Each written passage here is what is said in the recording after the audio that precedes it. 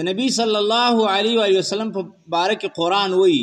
چې پیغمبر دی خلکو ته ووایه لو كنت اعلم الغیب لاستکثرت من الخیر وما مسنی السوء که زه چېرته په غیبو پوهېدلی ما به ځان له ډېر خیر جمع کړی وی او ما ته به هېڅ تکلیف نه را رسېدلی. حالانکه نبی صلی الله علیه و سلم ته تکلیف رسېدلی و، احد کې ورته تکلیف رسېدلی و.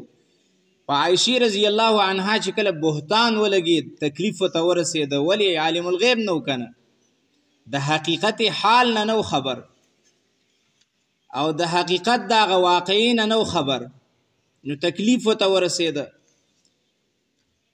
نو د دې ټولو صفتونو مستجمع او جمع کوونکی دا یو الله دی.